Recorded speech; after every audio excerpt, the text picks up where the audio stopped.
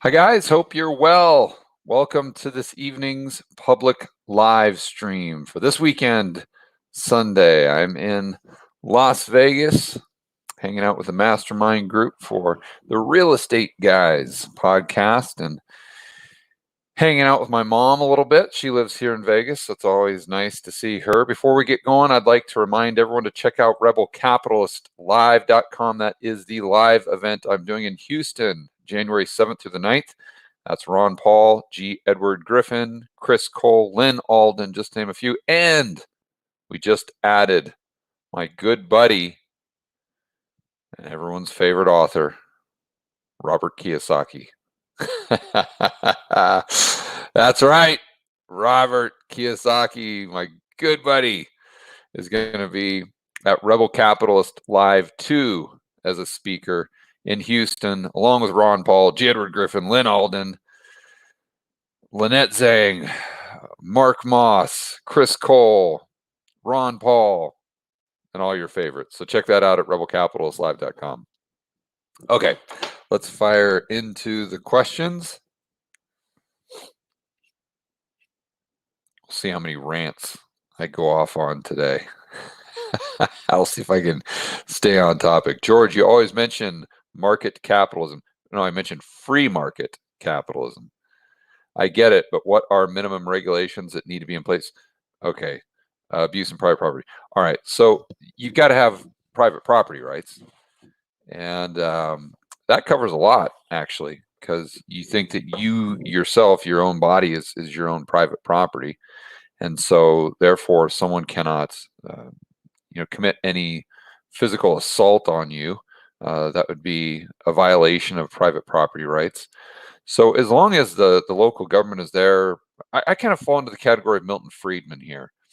And that if you got the government there protecting the borders, or protecting you from, foreign attack, which the United States is extremely unique in the sense that it's very difficult to attack it because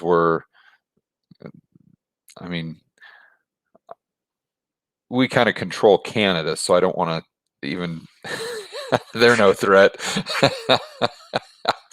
So other than that, you're kind of like an island with the exception of Mexico. So it's kind of tough as far as a physical attack compared to if we were like Germany or something like that. It would be much different from just a geography standpoint. But I think that's pretty much. You might have a couple other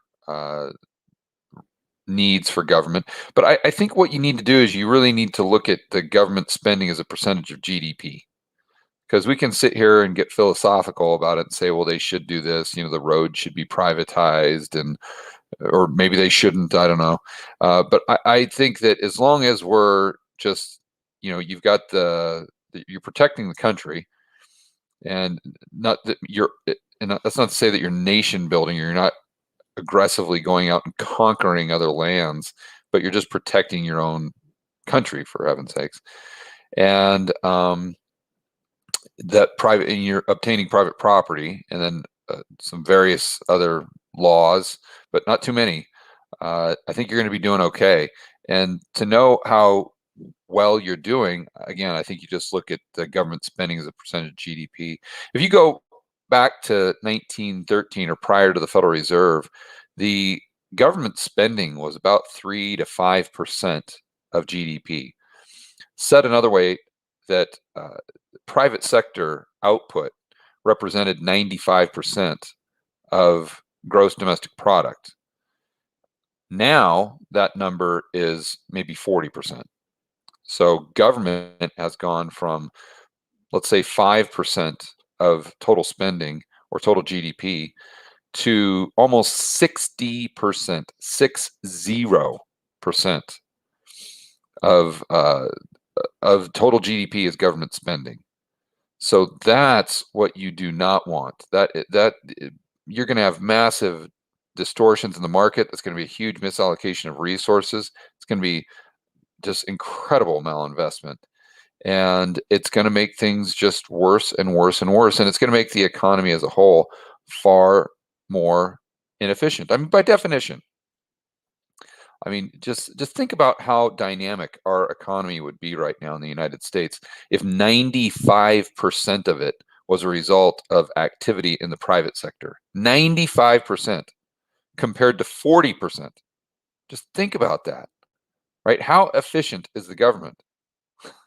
Rhetorical question, right? Now, the private sector is by no means perfect, but it's a heck of a lot more efficient than and fluid than the public sector, than the government. And so just think if we had that shift from 40% of economic output a result of the private sector to 95%.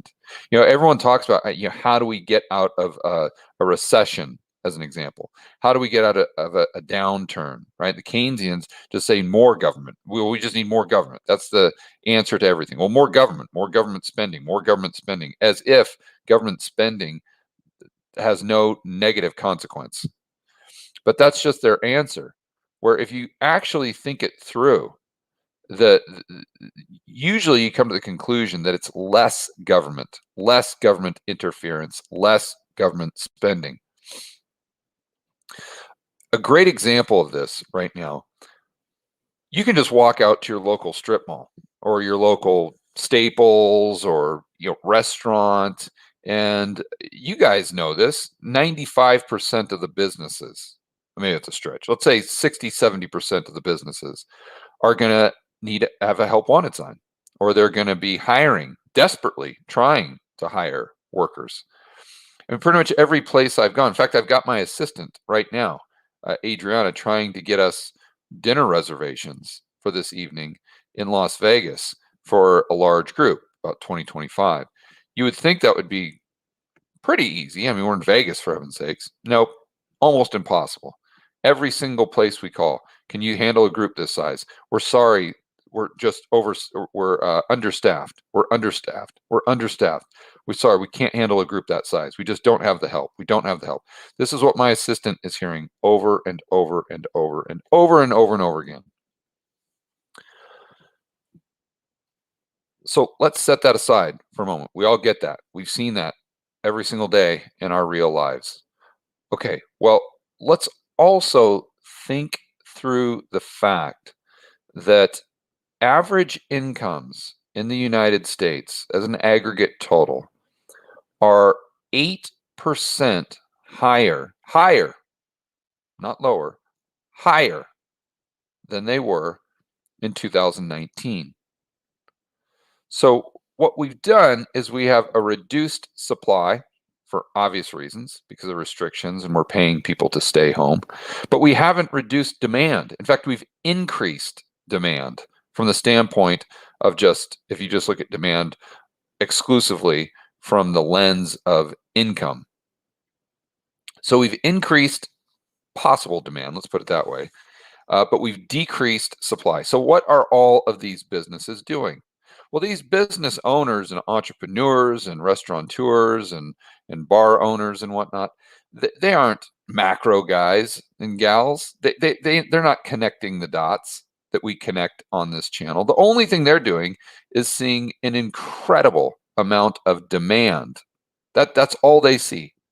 They can't differentiate artificial demand or unsustainable demand from actual fundamental sound sustainable demand as a result of productivity. The restaurateur can't decipher that. The only thing he knows is that he's packed every single night. And if he's packed every single night and it's super hard to find workers, well, what is he going to do? He or she is going to increase the wage and do anything they can to get enough workers in there to satisfy the demand that they currently have, because in their minds, because they're not macro people, they are just assuming that, well, the economy's on fire. I see it on CNBC every day. It has to be on fire because our bookings are packed every single night. We're filled up 2 weeks in advance. So what the restaurateur does is they hire more people than they otherwise would have, and they pay a higher wage. Okay, well, what is that doing? That's taking scarce resources with alternative uses, meaning human capital or human resources, the workers. You're taking them away from doing something else by not only hiring them, but offering them an increased wage. And then you're hiring more workers than you otherwise would have. That is textbook misallocation of resources and malinvestment. Textbook. Because, see, the entrepreneur is making those decisions based on demand from fugazis, demand that doesn't exist. It's artificial. It's just a result of government spending, or deficit spending, better said, which will really result in a collapse at some point in time. Now, is that collapse going to be a deflationary deleveraging? I don't know. Is it going to be an inflationary deleveraging? Maybe. Probably more likely that it's going to be an inflationary deleveraging. But regardless of what we get, it's going to result in lower real, when you adjust for inflation, lower real economic output. And that is a depression. So a depression isn't just defined by deflation. It can be an inflationary depression. It's really defined by lower and lower economic output. It's from a trend line, but most people look at it from just a baseline of 0%, right? So if GDP goes down in real terms by 1% or 2% or 5%, that's considered a depression, right? Even if the inflation rate is 5% and nominal GDP is, let's say, 3, right? So this is an economic contraction. That might be a better word. So at some point in time, that is inevitable. Why? Because the economy right now is propped up by funny money and stimmy checks and artificial demand that is unsustainable. Even if the government continues to print the money, this level of demand is still unsustainable, because at some point prices have to go much, much higher, and then the government can't keep up. They can't give you enough UBI to increase the amount of demand because prices are going up too quickly. So by the time you get the money, your purchasing power has decreased. You see, even if you're getting $2,000 a month, okay, fine. What if prices over the next year go up by 100%? And then prices the next year go up by 100%. Even if you're getting that $2,000 a month, you see your purchasing power is gradually going down, down, down, down, down from where it was initially. So the government has to give you more and more and more. But what does that do? That exacerbates the inflation. So it's this chicken and egg type thing where inflation at a certain point is just moving up faster than they can print the money. So in that world, your purchasing power is going down. In other words, demand is going down. So you've got the entrepreneur that hires all of these people that would have found work somewhere else based on productivity, based on the free market. Now all of a sudden they're working for that restaurateur, and then in a year they've got to fire him again. Where if they wouldn't have hired him in the first place based on that phony artificial demand, those people would have gone into other forms of work that would have been far more productive and far more sustainable. And another great example of this is the GFC, or prior to the GFC. Look at how many people went into housing. Look at how many real estate people got into real estate as an agent, as an investor, as a construction worker, as a subcontractor that's an electrician, a plumber, a tile guy or gal. Think about all the people that went into the housing business, let's say.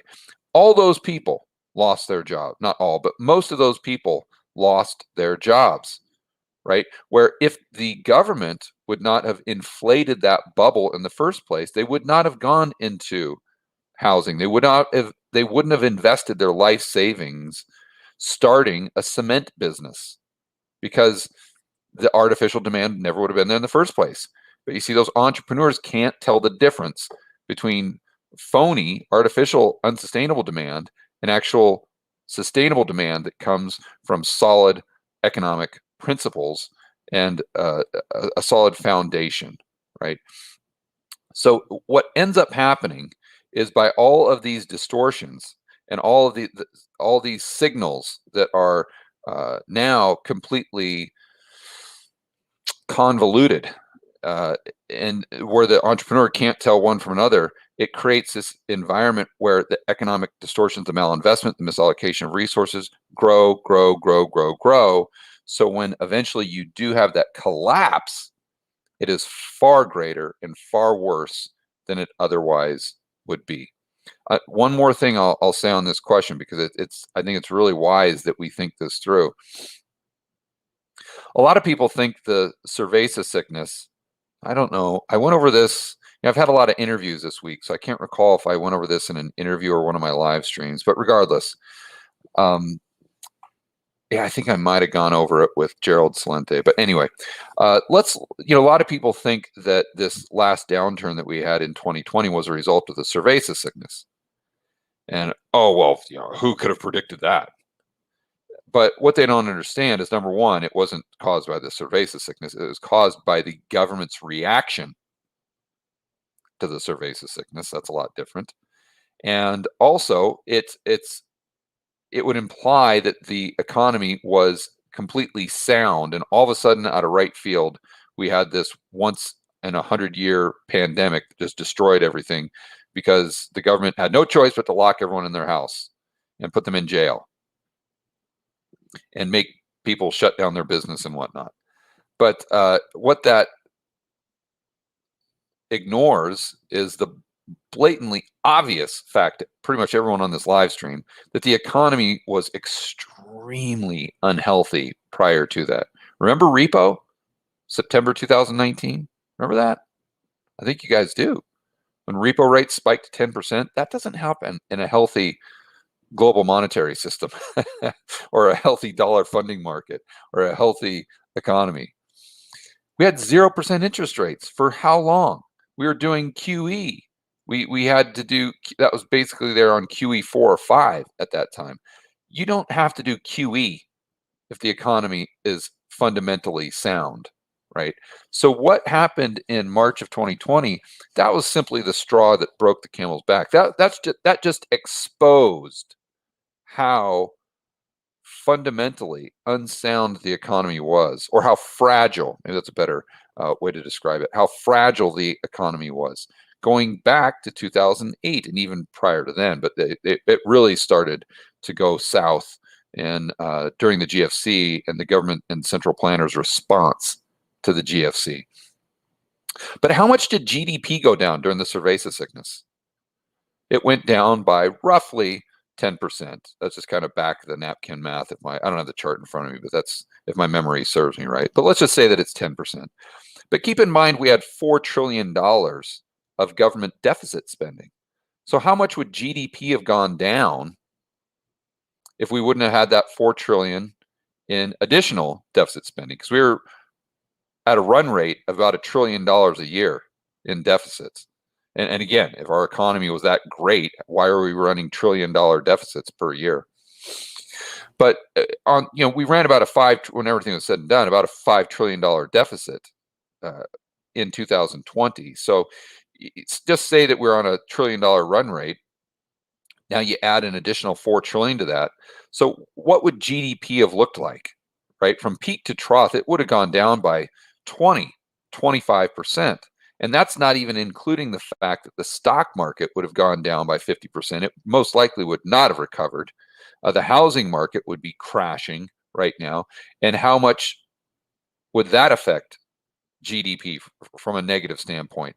That probably would have taken it down to 35%. I mean, just you're talking about something that is worse than the Great Depression as far as the headline numbers. And again, the pushback there is, oh, well, we had this cerveza sickness once in a lifetime thing.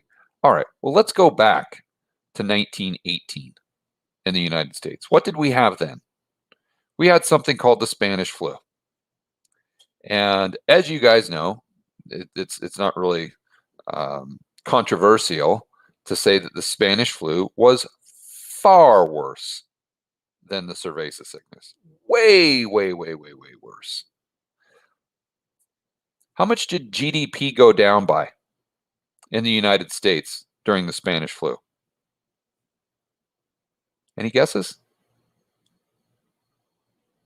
Basically, 0%. 0%.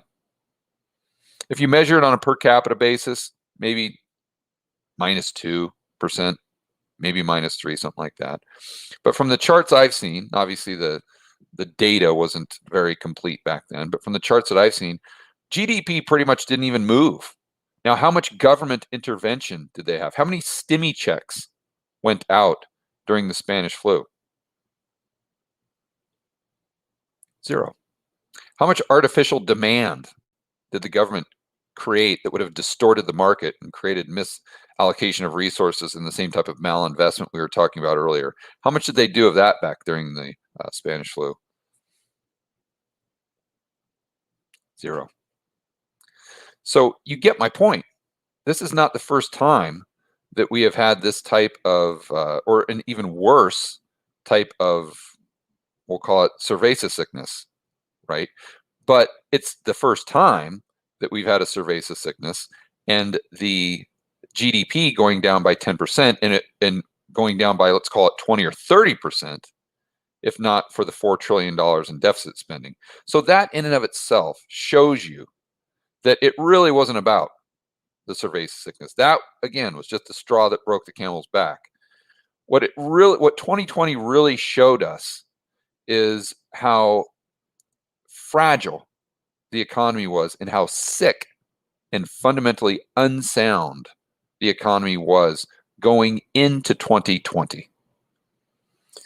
So that's my hope. Well, I'm sure that's not my last tangent of the day, but that was a very good question. I think it was important that I go into that data because, especially the thing with the Spanish flu, I have never seen anyone go into those into the data and actually compare that to what's happened or what happened in 2020. And once you look through that, it's kind of a head scratcher as to why no one really talks about that, because I think it's so applicable. And it's obviously it's not an apples to apples comparison, but it's pretty darn close. And so the fact that no one's really digging into that kind of shocks me. But that's why you got me here, because I am digging into those numbers.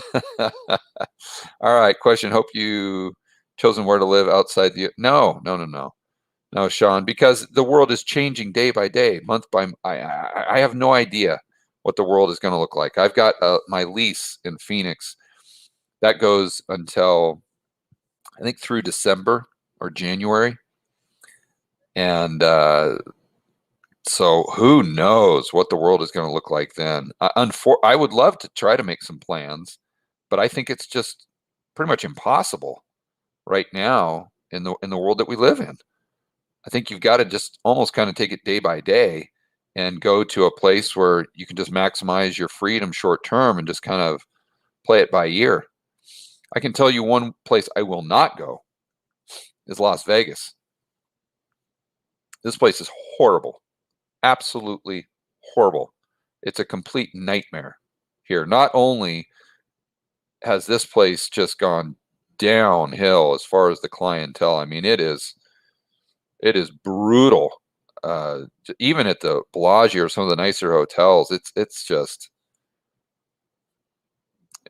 terrible. I mean, it's like, and I don't want to seem as though I'm condescending or egotistical or anything, but when you go to Vegas, you want to get dressed up. You're getting ready for a night on the town, right? You get some people rent a limo, you got the valet, you got champagne, you got cigars, you got craps tables. The guys are suited in Buddha and the ladies are dressed to the nines, and everyone's kind of putting their best foot forward. That's what Vegas was. It was like going to, a fine show, or it was kind of that. It had that that luxury component of it. Now it's basically like walking into Walmart. Actually, it's kind of worse. If you could envision a store that was worse than Walmart, maybe like the Dollar General. And I'm not knocking that store. I'm sure it's great, but walking into a Dollar General, you don't get that high end feel with the clientele in there. That's basically if you walked into the Bellagio right now, it would be indistinguishable from walking into a Dollar General in your local, wherever you live, in a bad part of town in Kansas City or something like that. Um, that's what Vegas has turned into. So I'll never come back here. I'll come back here to visit my mom, to go to the outskirts of town, Red Rock and that area. But as far as going to the Strip, no thanks. No thanks.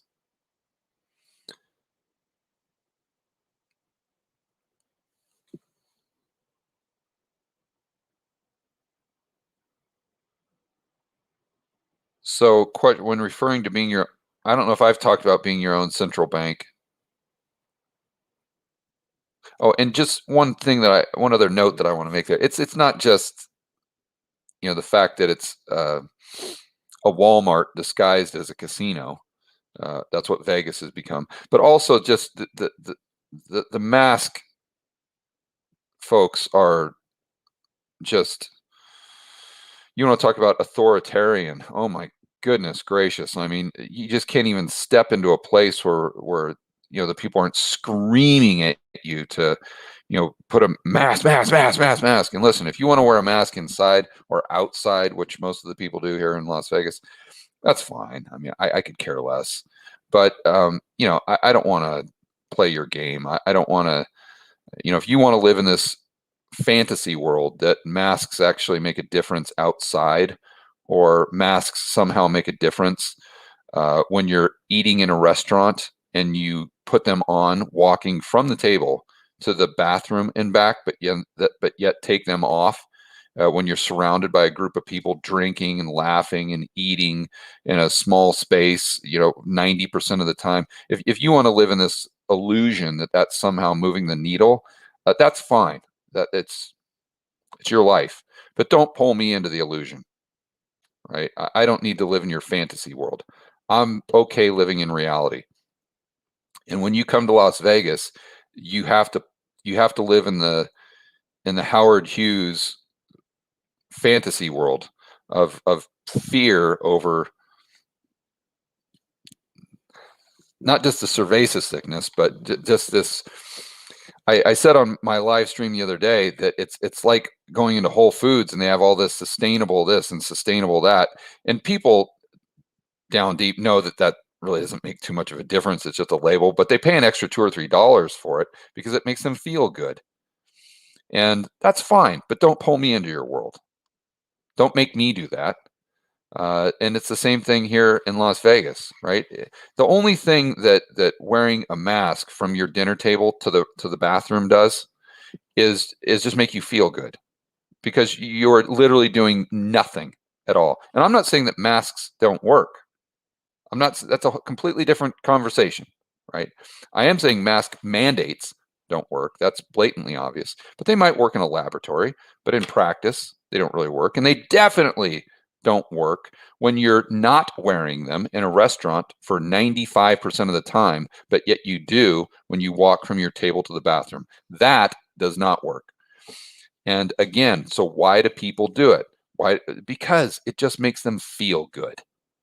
And I'm not playing that game, right? I'm not into doing things just because they make me feel good when they're not based in reality. And that's what you have to deal with non-stop when you are in Las Vegas. So that's the main reason I will not be coming back.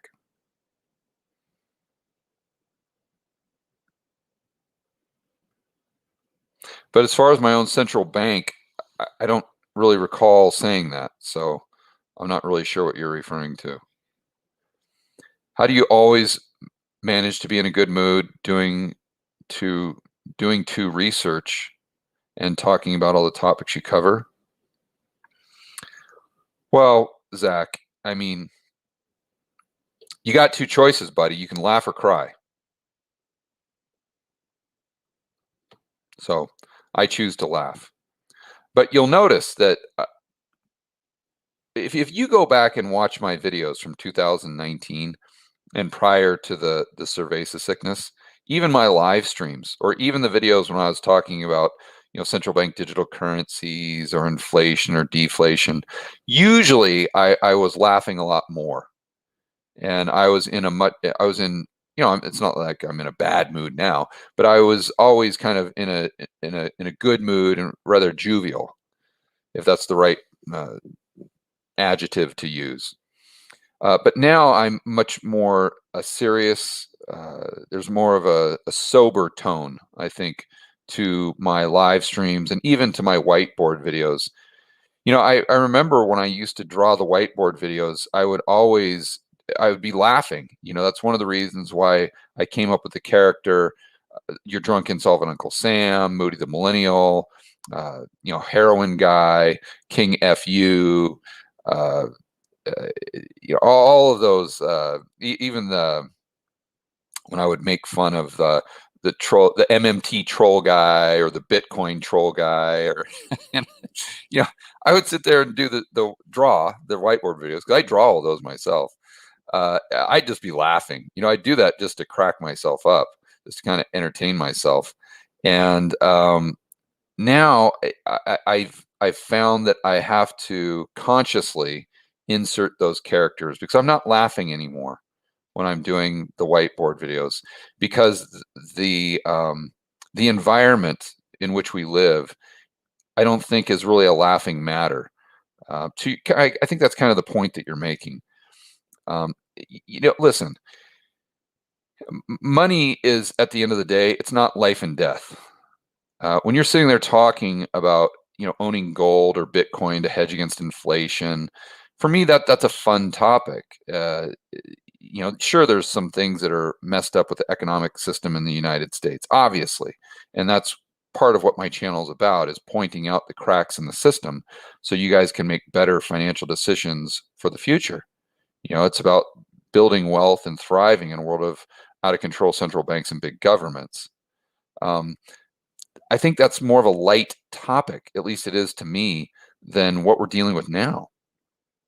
And what we're dealing with now is the entire world turning into a totalitarian police state. There's not too many funny things about that.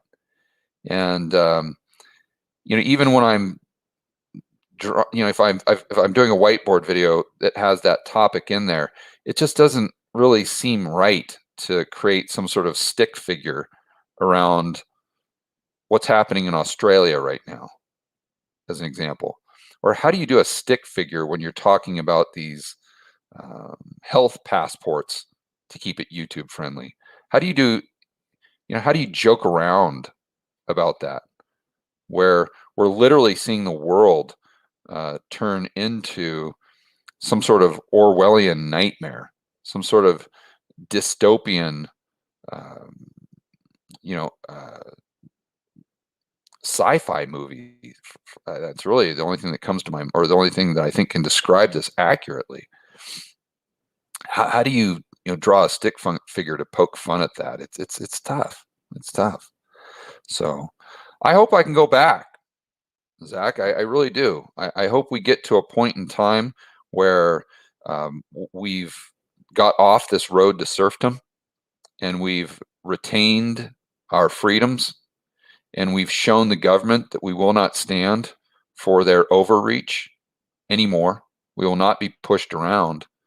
And I can go back to just strictly, not strictly, but just talking about entrepreneurship and kind of freedom in a more lighthearted way, and economics and macro and the Fed and repo and all these things. I hope I can go back to that very soon. But right now, I think we are just at a crossroads. And if I don't stand up and talk about this stuff, who's going to do it? And I don't think at any point in American history has it been more important to stand up and fight for freedom than it is today. And so that's why I choose to really focus on these topics that that unfortunately aren't a lot of fun to talk about, but I think it's just critical that we continue to talk about this, and people like me continue to talk about this, to open up as many people's eyes as possible. Because at the end of the day, the good news, looking at the glass half full, is that there's a lot more of us than there is of them. There's a lot more average Joe and Janes than there are central planners. And you can see the protests in France, in Denmark.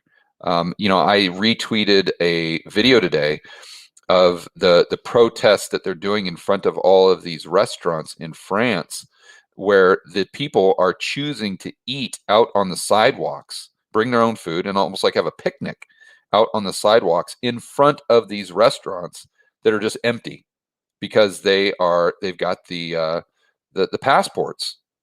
They won't let you in unless the government has told them basically that it's illegal for businesses to serve a certain group in the population. And so you see all these people that would be in the restaurants, but yet they're choosing to just have a picnic like out on the sidewalk. And you can imagine what's going through the restaurateur's mind. They're getting pissed because they know those are all their customers. So at some point, if they continue this, those businesses are going to start going out of business. And you don't think they're going to complain to their local mayor or governor or however the political structure works in France? Absolutely, they're going to complain. And then that politician is going to know that if they don't do something, they're not going to get reelected. And that's when magically the politician will say, oh, yeah, that passport thing. Yeah, the science now says that that's not a good idea.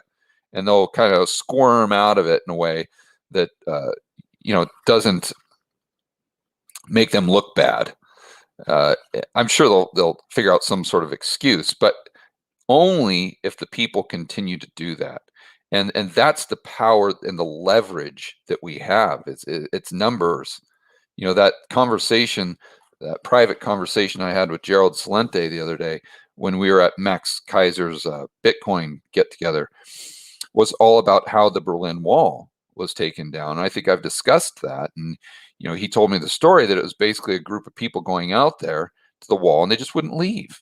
And then more and more and more and more and more and more people went out to the wall because they were sick and tired of the tyranny. And it got to the point where there were thousands of people there protesting, if you will, for every one soldier with a gun. And the soldiers looked around and said, wait a minute, it finally dawned on them that they can't shoot anyone. Because if you shoot someone, you're dead. Because you're going to instigate a riot. And those people are going to freak out. And you're putting your own life in jeopardy. So what did the soldiers do? They set down the guns. Because there were just too many of the Germans there that had had enough. And so that's what we have on our side. And that's why I think it's so important that we open people's eyes. And that's why I'm making such a strong push to stand up and fight for freedom. I haven't really discussed it too much, but I've hired several employees in the United States, and I'm flying them out to Phoenix so we can all work under the same roof so that I can set up a proper studio. So you guys will have great audio, but it'll look professional. And I'm doing this because I want to spread the message to people who, I don't want to say haven't been sold yet, but I guess that's kind of the best way to say it, in the sense that all of you there's over 1,000 people on this live stream right now, and all of you, I don't have to sell you on why the Fed is bad. Most of you already fall into that group, and therefore I can sit here, and most of you know me well from my videos. And so I don't need to have a professional setup. Obviously, I got to have audio decent to where you guys can hear me. But if I've got my hotel room, I didn't even notice that. I got my bed. I didn't even make it. I got my pillows back there. That's incredibly unprofessional. But I can do that with you guys because you know me. You know my content. And you don't come here to see some fancy background or overproduced studio or something. You don't expect that. You just come here for the content. And that's great. But if I want to reach people that don't know who George Gammon is, if I want to reach people that don't understand Austrian economics, just the average Joe and Jane, I've got to step up the content. Because if you shared this video with one of your friends that didn't know me from Adam, they'd watch 30 seconds of this and said, who is this schmuck? This guy's an idiot. This guy's a moron. Look, he's wearing an End the Fed hat and a t-shirt in some crappy hotel room where the bed's not even made. So I get it, right? So I need to step it up, and that's exactly what I'm doing. I've rented space, office space, from my good friend Robert Kiyosaki. Uh, I won't say where he's got offices in Scottsdale. I won't say where, but he's got quite a bit of office space where he does his Rich Dad radio show. I'm sure many of you guys are familiar with that. He shoots there. Kim obviously shoots there in the studio. They've got their staff. That's where they do their board meetings and whatnot. And so they've got a few extra offices upstairs that I'm renting, specifically to set up a studio, make things look professional. And I'm bringing in employees to work there 9 to 5, Monday through Friday, to where, we're all under one roof. Because no matter how neat you think Zoom is or Skype, trust me, I've been an entrepreneur for a long time. And there's nothing that is efficient as working under the same roof as all your employees. That's where you maximize efficiency. So the objective is to create an incredible amount of content daily, that revolves around freedom, liberty, and what's happening with the insane government overreach right now, and then proving to people that what we're dealing right now has nothing to do with health, nothing, zero. And I'm not here to say that the cerveza sickness isn't bad. I'm by no means saying that. I'm not saying that the medicine, we'll keep it YouTube friendly, is bad. I'm not saying that either. All I'm saying is that what the government is doing specifically by telling businesses that it is illegal for them to serve a certain group in the population based on the parameters given, it makes no sense. None, zero, nada. So if it makes no sense at all, if they're blatantly lying to you, if it's obvious they're lying to you, obviously there's another agenda. I don't know what it is. I don't know if it's big pharma. I don't know if it's Klaus. I don't know if it's the just crazed politicians. I don't know. But I'm trying to figure it out. And even if I don't know, even if I can spread that message to your friend and family member Fred, those who are actually receptive to the message, that are looking around them, and they might be a CNN watcher or MSNBC or whatnot, but they know that something's just not right. And if we can just reach those people, that's really going to move the needle. So that's why I've rented office space. That's why I'm bringing people in. That's why I'm going to allocate 100% of my mental bandwidth and the resources that I have available to fighting for freedom, and really just reaching as many people as we can so that we can make a stand, and we can go out to our figurative Berlin Wall, stand up there, and let the central planners know that there's more of us than there is of them. And we are sick and tired. And I'm not condoning violence in any way, shape, or form, but do this peacefully. But let them know that we are sick and tired of their shenanigans, their overreach. And if they want to stay in power, they need to respect personal liberty and freedom, bottom line. And so the point there is I'm still going to talk about macro and all this stuff. And the George Gammon channel will still do whiteboard videos on repo and QE and all the stuff you guys like. But with the Rebel Capitalist channel, really going to make a push toward moving the needle, not only in the United States, but the whole Western world, hopefully the whole world, not just the West, but the East and everywhere, because people need to wake up. We're at a crossroads, and I feel an incredible sense of urgency right now, as I'm guessing many of you also feel that sense of urgency. And I'm not going to sit back and wait around and just hope this goes away and just assume that this is just temporary. No, that's not going to happen. I'm going to get out there and do everything I can to make sure that we're getting off this road to serfdom and back on to a path to not only maintaining our freedom and liberty, but increasing it. So anyway, another tangent there. I apologize, but I think that's relevant. So you guys know kind of the direction that I'm taking the content on the Rebel Capitalist channel in the future.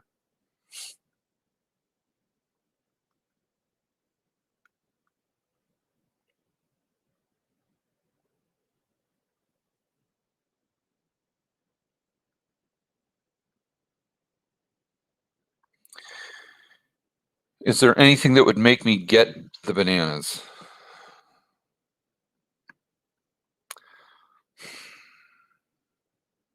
It,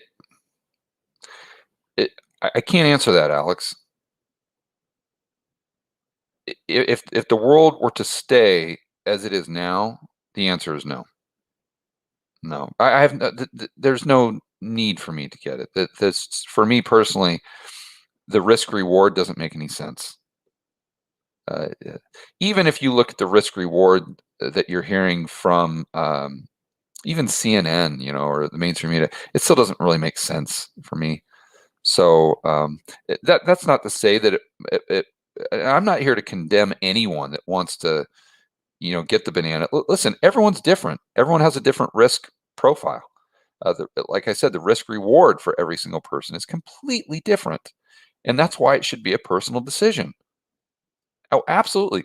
100%. And if someone comes to the conclusion that it makes sense for them to do it, go nuts. Absolutely. Absolutely. I respect your decision, but that doesn't mean it's the right decision for me. And it definitely doesn't mean it's the right decision for a 3-year-old. Right? That's where it really gets bananas, to use your term. But if the world continues to go down this path, and I don't know how they would do it, but if I was left with some sort of horrific decision where I had to make a choice between doing that or like seeing my family again, I'd probably, well, I'd have to think about it, but I'd probably do it because, that's the same argument that I have against the lockdowns, especially in Australia. It's at what point is life not worth living? Right, look at what they're doing in Australia. All in the name of quote unquote safety. Is it worth it? And I know it's a very difficult question, but is saving a few lives really worth turning your entire country into a totalitarian police state? Is that worth it? And what's the end game in Australia? Right? Because I can tell you, you're not going to get rid of the cerveza sickness. It's not going anywhere. I don't care how many people get the bananas or the medicine if people aren't following. This is Alex is using a term that I used with my buddy Simon Black just to keep it YouTube friendly, but it's the medicine. That's what we're talking about. I don't care how many people get it. 100% doesn't matter. Do the research. You're not getting rid of it because the medicine doesn't stop transmission. So this is going to be with us forever. For the rest of our lives, it's going to be with us to some degree, right? So what's the end game for Australia? They're playing the game as if they're going to eradicate the cerveza sickness. Not going to happen. They're saying, they're playing this as though, well, we'll just do these lockdowns and we'll just turn ourselves into a totalitarian police state just temporarily until we beat the cerveza sickness, and then we'll go back to life as normal. No, no, no, no, no, no. No, you're never going to beat it. It's going to be here forever. So just think about this. So Australia right now, and I don't think they even realize that they've painted themselves into this corner where you've got no way out.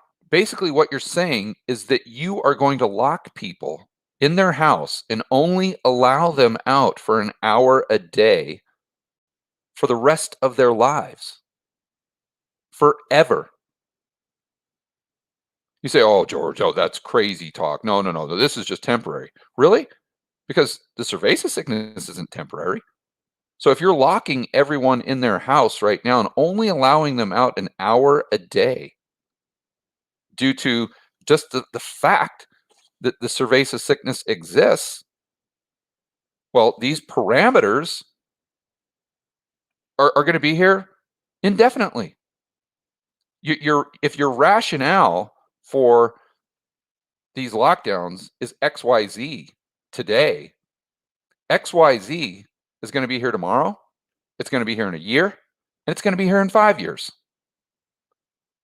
So the only thing that you can do is either maintain your policies indefinitely.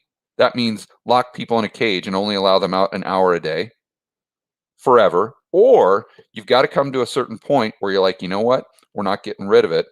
We got to bite the bullet. It's going to suck, but there's nothing we can do. We're going to, we'll try to get the bananas to as many people as we can, but these lockdowns, we've got to get back to living our life. And you've got to kind of rip off the figurative Band-Aid, so to speak. And my guess, my hope, is that they'll get to that point. Now, whether that's a year, whether that's 5 years, who knows? Who knows? Remember, this was supposed to be just 2 weeks to flatten the curve.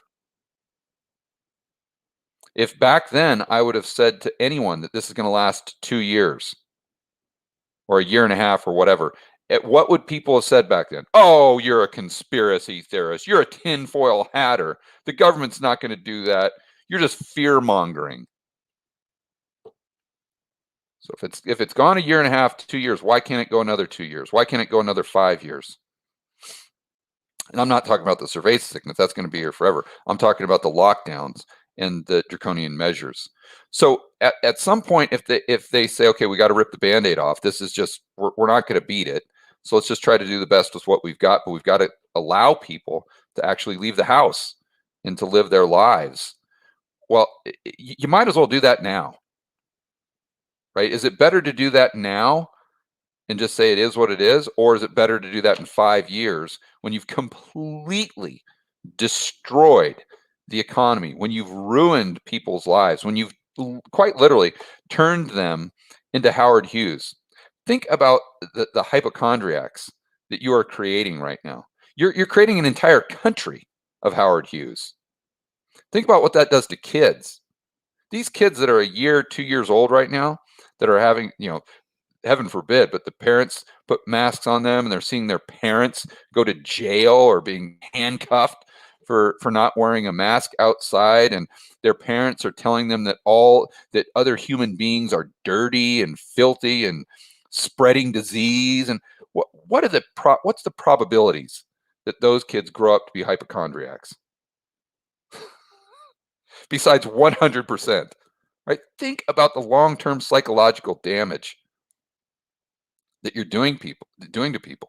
And especially if you lock them in a cage for another 5 years or another 2 years or whatever it is.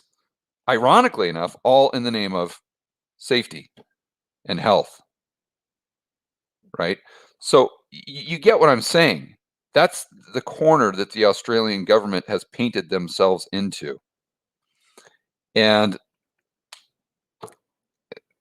that's what we could see here in the United States if we don't get out and stand up for our freedom. That's how important it is right now. And that just goes back to what we were saying before, as far as, but going back to your bananas question, Alex, if I was out of the country, let's say, and when I was out of the country, they just, had an executive order really quick to get back in the country, I'd have to take the bananas. And I knew that if I didn't, I would never see my family again unless I flew them out. And if they left, then they can't come back in. I mean, I don't know. That's a situation that we may face in the future, and I can't give you an answer on that. Most likely, I'd take it because my family's just too important to me, and regardless of the risk reward, it just doesn't matter. Because again, why is life worth living, right? Think about the things that makes it worth living. And if all of that is taken away, you can have all the security and health and safety in the world, but it's just not worth it.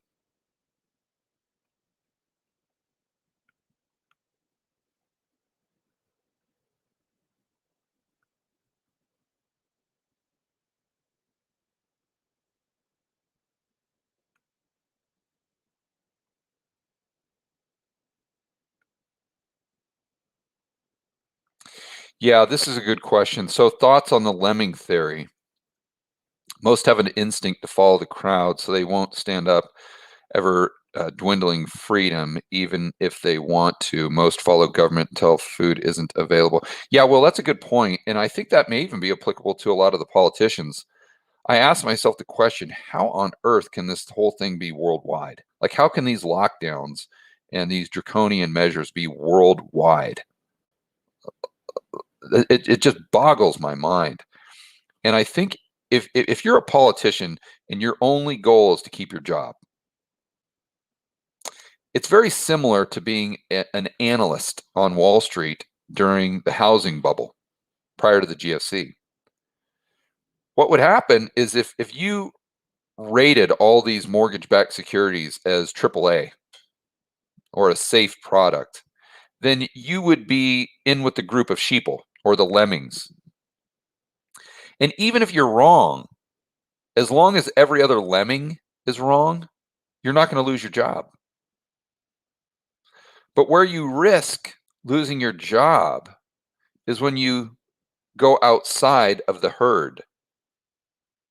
If you leave the group of lemmings and have a different opinion, that's where you risk losing your job. And I think because of the insane world that we live in right now, the politicians, and I'm giving them the benefit of the doubt right now, but assuming that they're reasonably ethical and they don't have malicious intent, um, assuming that I'm not going to say they have good character because I think very, very few politicians do. But assuming that they're not just sociopaths that are just under the influence of the World Economic Forum, I think they're just looking around them saying, hey, uh, I want to keep my job. I want to be reelected. And even if I'm wrong with these draconian measures or restrictions that we're taking for the cerveza sickness, as long as everyone else is doing them, all the other countries around me are doing them, and the US or the UK or whatever, as long as those big countries are doing them, then even if I'm wrong with the medicine or the bananas or anything like that, I'm most likely not going to get fired because everyone else is doing it. All the other politicians are doing the exact same thing. And they're not going to change their tune until we get to a point where the politicians realize that, wait a minute here, I need to be correct. I can't just be a part of the herd because if I'm not correct, even if I'm part of the herd, I'm not going to get my job. I'm not going to get reelected. And that's the message that we have to send to these people ASAP.